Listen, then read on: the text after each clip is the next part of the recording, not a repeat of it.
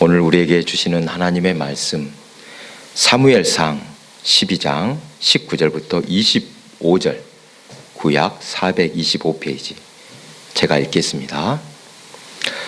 모든 백성이 사무엘에게 이르되 당신의 종들을 위하여 당신의 하나님 여호와께 기도하여 우리가 죽지 않게 하소서. 우리가 우리의 모든 죄에 왕을 구하는 악을 더하였나이다. 사무엘이 백성에게 이르되 두려워하지 말라. 너희가 과연 이 모든 악을 행하였으나 여호와를 따르는 데에서 돌아서지 말고 오직 너희의 마음을 다하여 여호와를 섬기라. 돌아서서 유익하게도 못하며 구원하지도 못하는 헛된 것을 따르지 말라.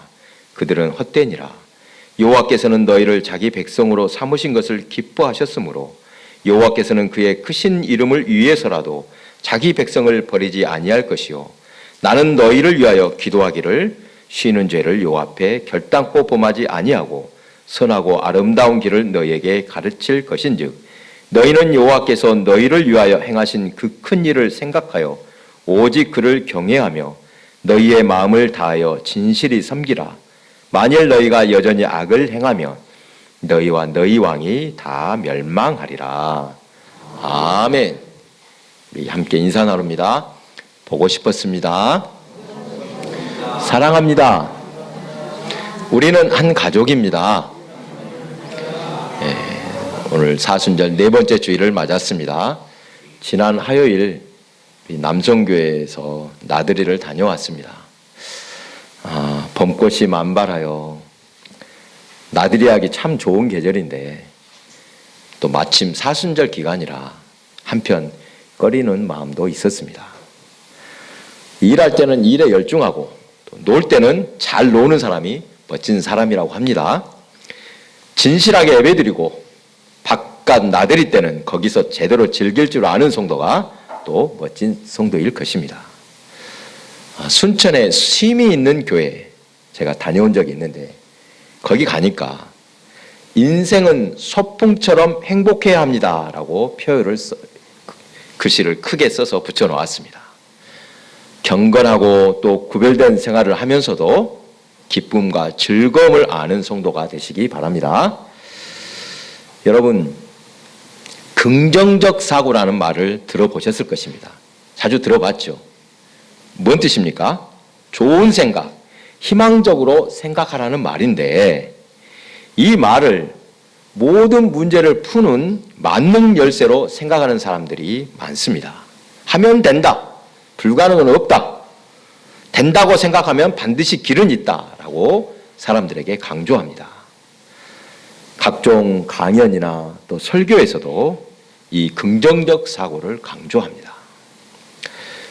부정적 사고는 사람들을 병들고 지치고 약하게 만들지만 긍정적 사고는 자신감이 넘치고 활력을 주며 강하고 풍성하게 만든다고 가르칩니다.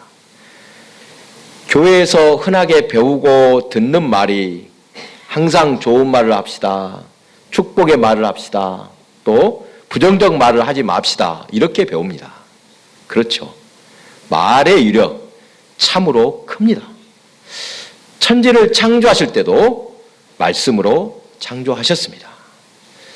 말 한마디에 죽기도 하고 살기도 합니다. 하나님께서는 우리 입술에 말을 다 듣고 계신다고 했습니다. 오늘 말씀을 통해 부정적인 말과 긍정적인 말, 듣기 좋은 말과 참된 말을 구분할 수 있기를 바랍니다.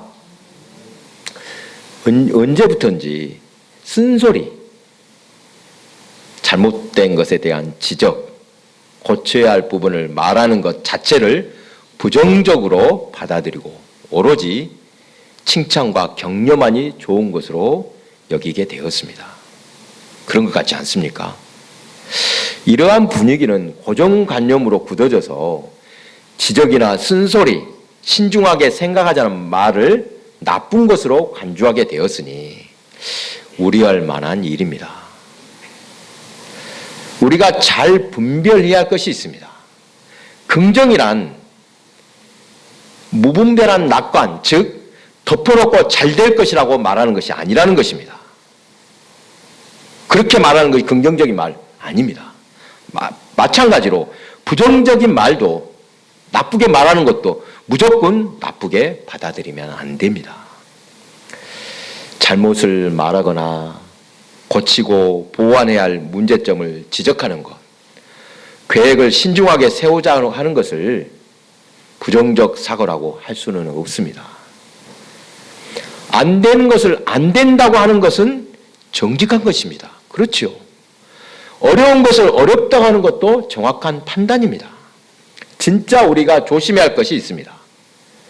문제가 있어도 시간이 지나면 잘 될 거야 하고 넘어가는 것, 안 바뀌고 안 변해도 어떻게든 될 거야 이렇게 여기는 것, 지금까지 그럭저럭 잘 넘어갔는데 별 문제 없겠지, 이런 무책임한 태도가 진짜 문제입니다. 이런 자세를 부정적 긍정주의라고 하는데, 한마디로 되지도 않는 소리지만 귀에 달콤하니까 믿는 것이라고 하겠습니다. 아이가 잘못해도 애들은 다 그렇지 하고 놔두면 아이가 어떻게 되겠습니까? 신앙생활에 침체가 오고 예배에 참여하지 않는 사람에게 그래도 사회생활은 열심히 하니까 언젠가 다시 교회 일에도 열심히 하겠지, 잘 될 거야, 이렇게 생각하는 것은 긍정적 사고가 아닙니다. 이런 것들은 부정적 사고입니다. 오늘 본문은 사무엘의 고별 설교로 유명한 이 말씀입니다. 사무엘이 죽기 전에 백성들에게 다 모아놓고 마지막 당부를 했던 것입니다. 우리가 잘 알듯이 사무엘은 이스라엘의 마지막 사사입니다. 사무엘 이후에 왕이 세워집니다. 이스라엘에 왕이 없을 때 하나님의 말씀과 하나님의 기뻐하시는 뜻이 무엇인지 가르치고 또 백성들을 위해서 앞장서서 싸운 사람들이 사사입니다. 주변 나라들은 왕이 있었지만 이스라엘 백성은 오직 하나님만이 우리의 왕이시라고 인정을 하며 왕을 세우지 않고 있었습니다. 그러다가 사무엘이 사사로 있을 때 백성들이 요구했습니다. 자기들도 왕을 세워야겠다고 합니다. 그들의 요구는 곧 하나님을 왕으로 모시기 싫다는 소리와 같습니다. 사무엘 자신에게도 당신 무능하니까 믿을 수 없소, 이렇게 말하는 것 같습니다. 당신은 안 되겠소, 이 말입니다. 하나님은 백성들의 이런 요구를 기뻐하시지 않았습니다. 사무엘상 8장 7절입니다. 여호와께서 사무엘에게 이르시되 백성이 내게 한 말을 다 들으라. 이는 그들이 너를 버림이 아니요 나를 버려 자기들의 왕이 되지 못하게 함이니라. 백성들이 요구한 것은 사무엘을 버린 것이 아니라 하나님을 버린 것이라고 말씀합니다. 사무엘은 개인적으로 서운한 마음도 있었을 것 같습니다. 사람들이 나를 인정하지 않네. 이런 어수선한 분위기 속에서 쓴소리를 많이 했습니다. 이스라엘의 잘못을 정확하게 지적합니다.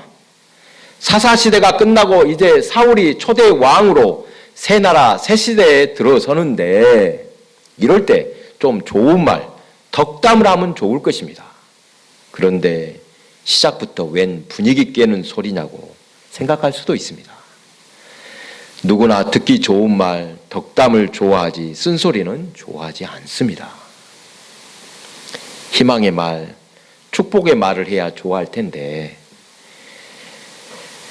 사무엘의 설교는 이스라엘 죄를 콕 집어서 말을 하고 있습니다. 어서 돌이키기를 바라는 마음이었습니다. 앞에 내용을 보면 사무엘은 이스라엘 백성이 악을 행하면 너희들은 전에 그들의 조상들이 당했던 모든 어려움을 당할 것이다 경고했습니다.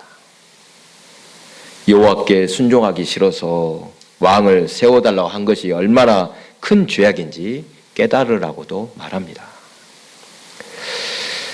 여러분, 그렇다면 이렇게 말하는 사무엘의 연설, 사무엘의 설교가 부정적 설교입니까? 부정적 연설입니까? 아닙니다.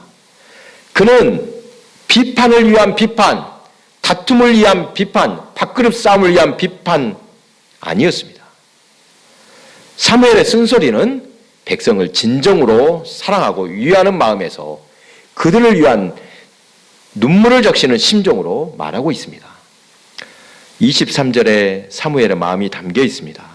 너희를 위해 기도하기를 쉬는 죄를 범하지 않겠다라고 말합니다. 책임도 없이 비판과 불만을 쏟아내면 그 모임은 깨집니다. 그렇죠. 아무 대책도 없이 떠들어봤자 소용없습니다. 사무엘은 잘못을 지적하고 있지만 그 문제에 대한 해결도 가지고 있었습니다. 바로 기도입니다. 사무엘은 쓸데없는 걱정이나 불평은 해결책이 아님을 알고 기도하고 있다고 했습니다. 또한 먼저 자신이 솔선해서 최선을 다할 것을 다짐하고 있었습니다. 말로만 떠들어서는 달라지지 않습니다.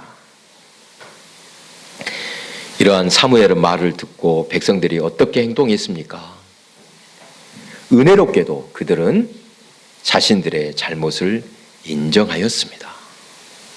그리고 자신들의 연약함도 알았습니다. 왕을 구한 것이 죄악임을 깨달았습니다. 그리고 사무엘에게 기도를 요청하고 있습니다. 새 나라가 되기에 가장 필요한 여호와 신앙을 회복을 위하여 사무엘의 고별 연설 이렇게 책망으로만 끝난 것이 아니었습니다.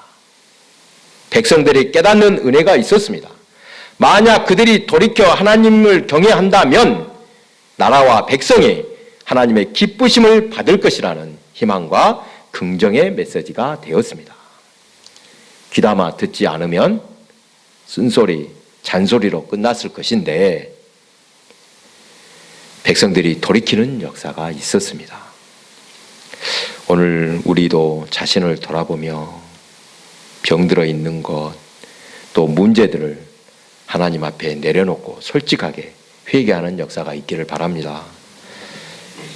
고름은 절대 살이 되지 않는다고 하지요. 암덩어리 제거하기 위해서 수술을 해야 하는데 몸에 칼을 댈 수 없다고 거부하면 안 됩니다. 살을 째는 아픔이 있어야만 생명을 건질 수 있습니다. 여러분, 이러한 분별력을 갖기 위해 늘 기도하시기 바랍니다. 가슴이 따뜻하면서도 냉철하게 판단할 줄 알아야 합니다. 문제가 있으면 그 원인을 찾아내어 바로 잡아야 합니다. 제가 웬만하면 되도록이면 정치 이야기를 하지 않으려고 했는데 요즘 나라와 민족 앞날이 심히 걱정되는 일이 벌어지고 있습니다. 여러분도 잘 아시죠? 미국은 그렇다 치더라도 일본 앞에서 왜 그런 자세를 취하는지 국민이 분통을 터뜨립니다. 이러다가 나라가 어떻게 될지 심히 걱정됩니다. 우리가 알듯이 과거 일본은 제국주의 당시 주변 나라에 수많은 악을 저질렀습니다. 우리나라에도 얼마나 나쁜 짓을 많이 했습니까? 여러분 잘 알지 않습니까? 국민이라면 누구나 아는 사실인데 어떻게 국민을 배신하고 일본 편에 서는지 참으로 분통이 터집니다. 일본 기업에 배상금을 지급하도록 우리 대법원이 판결한 것은 단순히 돈 몇 푼 받자는 것이 아닙니다. 여러분도 아시지요? 과거에 광제로 끌려가 수없이 고통당한 이들에게 진정으로 사과하라는 의미가 담겨 있습니다. 그런데 대통령이 나서서 국내 기업들이 성금을 내서 그 돈을 마련하라고 지시했다는 것 도저히 믿기지 않습니다. 불의를 보고도 입을 다물면 비겁한 일입니다. 대한민국이 건국되고 그동안 교회는 정치와 종교의 분리라는 명분 아래 불의에 대해서 입을 다물어 왔습니다. 그렇죠. 독재에도 또 인권 탄압에도 교회에는 침묵하고 있었습니다. 지도자에 대한 맹목적 순종을 강요하는 교회도 있었습니다. 무조건 순종해야 된다. 그리고 세월이 흘러 우리나라가 민주화가 된 후 교회는 침체에 빠졌습니다. 생각이 있는 젊은이들, 또 지식인들이 교회를 빠져나가기 시작했습니다. 여러 가지 이유가 있겠지만 도저히 상식적이지 않기 때문입니다. 교회가 상식에서 벗어난 일을 너무도 많이 해왔습니다. 정광훈 같은 인간들이 목사라고 설치는데 어떻게 그런 인간들 밑에서 신앙생활을 할 수 있겠습니까? 그리고 교회가 투명하지 않게 운영된 것 또한 사회의 신뢰를 잃는 이유 중 하나입니다. 덮어놓고 좋은 게 좋은 거야. 맹목적인 긍정의 추종 때문이었습니다. 교회가 사회의 본이 되고 이끌어야 할 텐데 오히려 사회가 교회를 걱정하는 시대가 되었습니다. 쓴소리를 내는 어른이 없다고 합니다. 말을 해도 손하나 까딱 안 합니다. 교만으로 가득 차 있습니다. 아무리 떠들어도 회개하지 않습니다. 어느 목사님이 이렇게 말합니다. 우리 자신의 문제에 대해 수술대 위에 올라가는 심정으로 수술하다가 죽을 수도 있습니다. 철저하게 잘라낼 것을 잘라내야 한다. 살기 위해서는 그렇게 잘라내야만 한다라고 합니다. 잘못을 시인하고 인정하며 고쳐갈 때 미래가 있습니다. 그렇다고 아무 때나 무분별하게 비판하는 것이 아닙니다. 어떤 사람들은 자기 비유에 조금만 벗어나도 시비 걸고 따지는 사람들이 있습니다. 교회를 해치는 말이나 행동들 반드시 하나님께 책망을 받습니다. 이것을 하면 안 됩니다. 대책도 없는 문제 제기 도움이 안 됩니다. 다만 신앙생활을 제대로 하려면 열정과 뜨거움은 있어야 합니다. 냉랭해서는 발전이 없습니다. 적극적인 기도와 관심으로 우리의 부족한 점을 스스로 발견하고 함께 고쳐 나가야 합니다. 그러면 우리 자신과 교회의 부흥에 큰 힘이 될 것입니다. 덮어놓고, 저는 이 덮어놓고란 말을 안 좋아합니다. 그저 좋은 게 좋은 거야 하는 것, 하나님 은혜가 아닙니다. 고칠 것은 고치는 것이 은혜임을 믿으시기 바랍니다. 사랑하는 교회 여러분, 늘 말씀드리지만 우리 삶, 신앙생활과 깊은 연관이 있습니다. 신앙생활이 삶의 중심입니다. 여러분 이거 분명히 알아야 됩니다. 신앙생활이 흐트러졌는데 세상에서 삶이 잘 될 수 있습니까? 택하심을 받은 백성으로서 우리는 하나님 은혜로만 살 수 있습니다. 그 은혜로만 살아야 합니다. 자녀는 자기 아버지 말만 잘 들으면 됩니다. 그렇게 맡기고 살면 하나님께서 우리를 선하신 길로 인도하십니다. 이것을 믿으시기 바랍니다. 그리고 또 하나, 신앙인들은 교회의 분위기에 따라서 많은 영향을 받는다는 사실 기억하시기 바랍니다. 그런 것 같지요? 실제로 그렇습니다. 은혜가 있는 교회를 출석하면 정말 왜 그런지 하는 일도 잘 되는 것 같습니다. 삶이 기쁨으로 가득 차고 또 흥얼흥얼 찬송가가 나오고 모이지 말라고 해도 스스로 모이게 힘쓰는 교회가 됩니다. 그렇게 하면 더더욱 아름다운 교회를 이루게 됩니다. 혼자보다는 함께 그런 분위기를 만들 때 더 큰 은혜가 있습니다. 다시 한번 부탁드립니다. 여러분 정말로 은혜로운 삶을 원하십니까? 그렇다면 이 순간부터 반드시 긍정적인 마음을 가지시기 바랍니다. 입으로 긍정의 말씀을 하시기 바랍니다. 물론 그 긍정이란 아까 말했던 것과 잘 구별해야 됩니다. 의미를 잘 깨닫고 행해야 합니다. 아무리 상황이 안 좋아도 하나님이 약속하신 말씀이므로 믿음을 갖자고 하는 것, 이것은 긍정의 말입니다. 하지만 하나님을 두려워하지도 않고 불법이 난무하는 속에서도 조용한 것이 은혜라며 입을 다물고 귀에 달콤한 말만 할 때 그것은 긍정의 말이 아닙니다. 썩고 있어도 죽어가도 잘 될 것이라고 말하는 것, 긍정의 말이 아닙니다. 그것은 부정적인 말입니다. 설령 불이익이 있더라도 주님의 제자로서 주님의 뜻에 맞게 고쳐가자고 쓴소리, 비판의 소리를 내는 것, 긍정의 말인 줄 믿습니다. 오늘 본문에서 이스라엘의 잘못을 지적하고 앞으로 어떻게 나아갈 것인지 길을 제시하는 사무엘을 봅니다.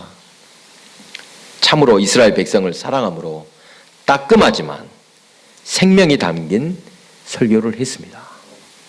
잘못돼서도 잘했다고, 하나님 앞에 죄가 보여도 하나님이 축복할 것이라고 귀에 듣기 좋은 말만 했다면 어떻게 되었겠습니까? 제가 설교 준비하면서 매번 고민하는 것 중 한 가지는 듣기 좋은 말씀만 전하고 싶은데 그것이 진짜 하나님의 은혜일까 고민합니다. 마음을 담아 권면할 때 진심을 알아주면 좋은데 가끔 오해하는 분들이 있습니다. 무조건 자신을 옳다고 인정해 주라고만 합니다. 달콤한 말만 듣고 싶어 합니다. 본문에서 이스라엘 백성들이 사무엘의 말을 귀담아 듣고 깨달아 돌이킨 것을 봅니다. 하나님께서는 우리 각자에게 역할을 주셨습니다. 우리 교회를 한번 보십시오. 묵묵히 섬기는 분들이 있습니다. 앞에서 이끌어주는 분, 흥겹게 분위기를 띄워주는 분, 또 신중하게 들어주고 다독이며 용기를 주는 분, 이렇게 각자 탤런트가 다릅니다. 여러 가지 모습으로 연합되어서 교회를 이루고 있습니다. 여기서 한 가지 잊어서는 안 될 것이 있습니다. 모두가 신중해야 될 것. 교회를 위해 과연 어떤 것이 유익한가, 또 어떤 것이 하나님의 편에 서는 것인가 잘 분별하시기 바랍니다. 지금 나는 어느 편에 서 있는지 항상 살펴야 합니다. 하나님 편에 서 있어야 합니다. 축복의 편에 서야 합니다. 부족하더라도 하나님이 세우신 종을 통해서 선포하시는 말씀을 사람의 말이 아닌 하나님의 음성으로 받으면 복이 될 줄로 믿습니다. 아무리 듣기 좋은 말이라도 항상 선한 것이 아니고 비판의 말이라도 항상 악한 것은 아닙니다. 무엇이 아름다운지 또 무엇이 아름다운 연합인지 분별하여 하나님께 칭찬 듣는 교회, 복된 성도들이 다 되시기를 주님의 이름으로 축복합니다. 기도하겠습니다.